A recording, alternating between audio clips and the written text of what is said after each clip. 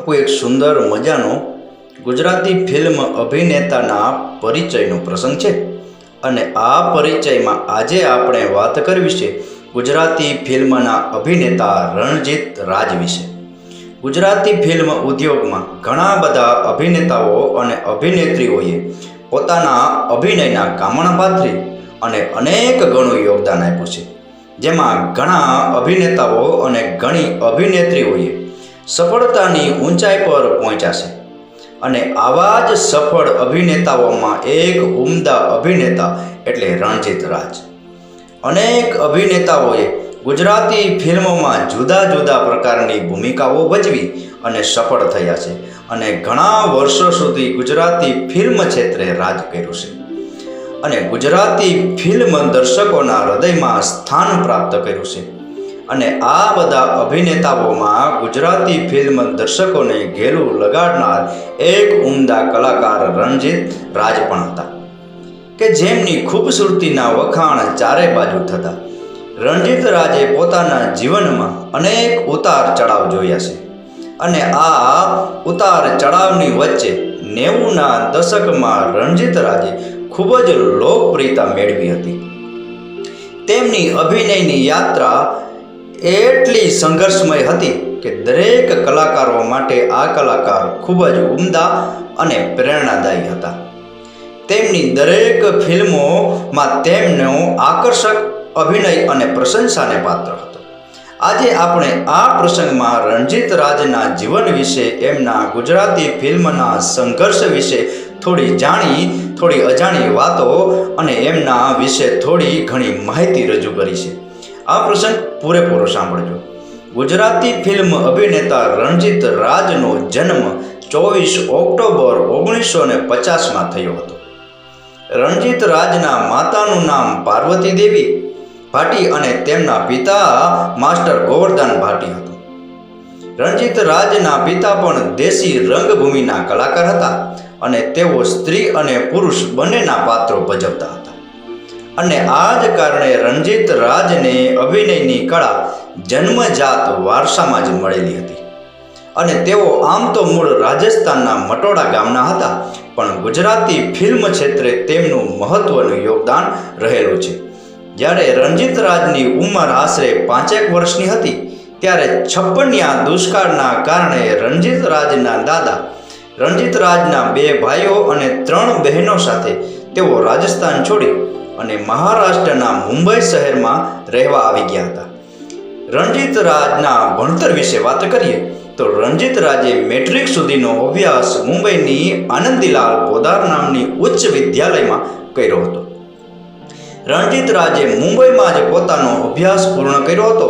રણજીત રાજના પિતાની એવી ઈચ્છા હતી કે રણજીત રાજ ભણી ગણી અને વકીલ બને, પરંતુ રણજીત રાજને વકીલ બનવું નહોતું, પણ પોતાની રીતે પોતાનો ધંધો શરૂ કરવાની એમની ઈચ્છા હતી અને પોતાની આ ઈચ્છાના કારણે રણજીત રાજ લાદીના કારખાનામાં કામ કરવા લાગ્યા હતા।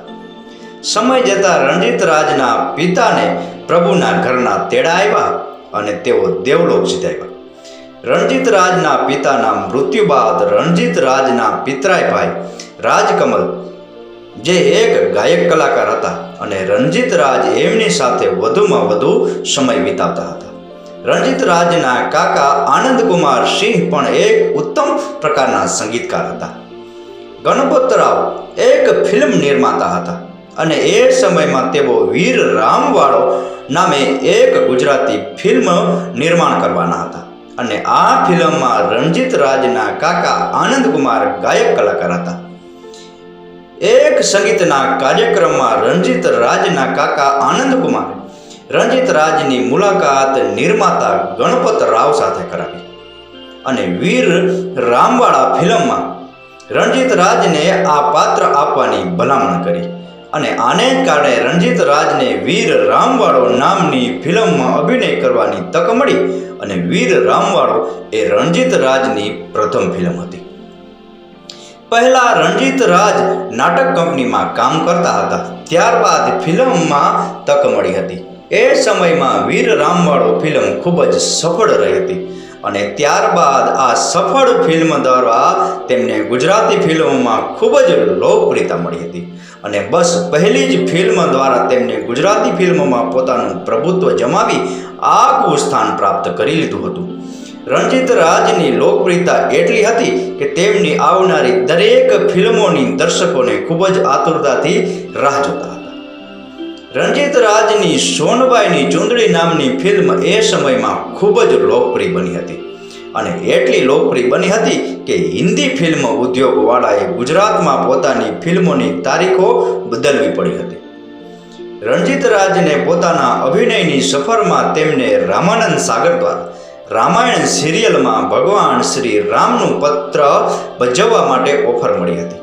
પરંતુ આ સમય દરમિયાન રણજીત રાજ પાસે તેમની કેટલીક ફિલ્મોનું કામ અધૂરું પડ્યું હોવાના કારણે તેમણે આ રામાયણ નામની સિરિયલમાં કામ કરવાની ના પાડી દીધી હતી, કારણ કે તેમના લીધે બીજી ફિલ્મોનું શૂટિંગ અટકી પડે એમ હતું.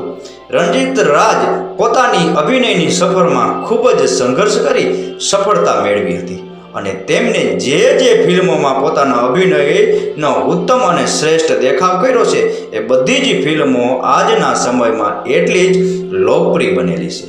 આજના સમયમાં તેમની ફિલ્મો દર્શકોને હજી પણ યાદ છે અને હજી પણ દર્શકો એમની ફિલ્મો જોઈ અને એમને ખૂબ જ યાદ કરે છે. ત્યારબાદ રણજીત રાજની ફિલ્મ વિશે વાત કરીએ તો રણજીત રાજની ફિલ્મોમાં મહીસાગરના આરે, સોનબાઈની ચૂંદડી, મહેંદી લીલીને રંગ રાતો, રશિયો સાજન, મહાસતી સાવિત્રી, માં ચંડી ચામુંડા, દેવલ દેવાયત, પૃથ્વીરાજ સંયુક્તા, સંત તુલસીદાસ, વીરા વેલો આવજે, લાલ પીળી ચૂંદડી, બળિયાદેવ, ભગવાન શ્રી કૃષ્ણ, હર હર મહાદેવ, મારવાડની માલણ, સોનાનો સૂરજ, સાજણના સથવારે, માણીગર મણિયારો, રાધા ઘેલો કાન, કાળજાનો કટકો જેવી ફિલ્મો તેની સૌથી યાદગાર ફિલ્મ છે.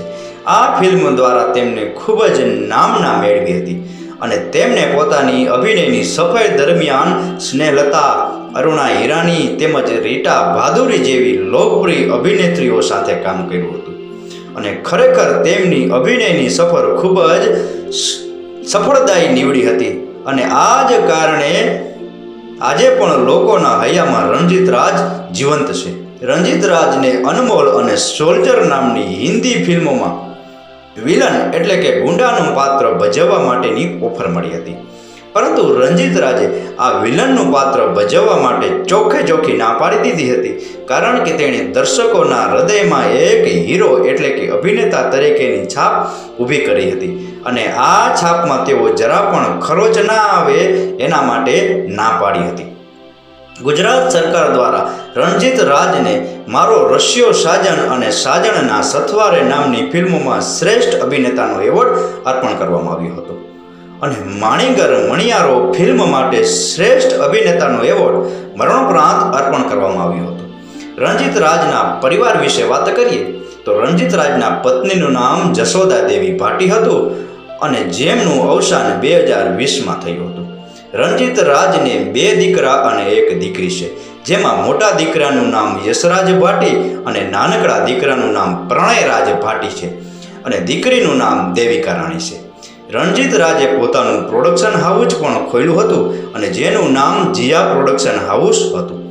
આ પ્રોડક્શન હાઉસ હેઠળ 4 ફિલ્મોનું કાર્ય શરૂ હતું અને એ સમયે એક વખત રણજીત રાજને અચાનક તબિયત બગડતા મુંબઈની નાણાવટી હોસ્પિટલમાં દાખલ કરવામાં આવ્યા હતા અને ત્યાં તેને રાત્રિના 7:30થી લઈ અને 12:30 વાગ્યાની વચ્ચે 12 જેટલા હાર્ટ એટેક આવ્યા હતા અને આને કારણે માત્ર 46 વર્ષની ઉંમરમાં રણજીત રાજનું મૃત્યુ થયું હતું. ગુજરાતી ફિલ્મ ઉદ્યોગમાં માંડ મધ્યાહને પહોંચેલા એક સૂર્યનો અસ્ત થયો હતો અને ગુજરાતી ફિલ્મ દર્શકો ઉપર એક મોટી આઘાત આવી પડી હતી.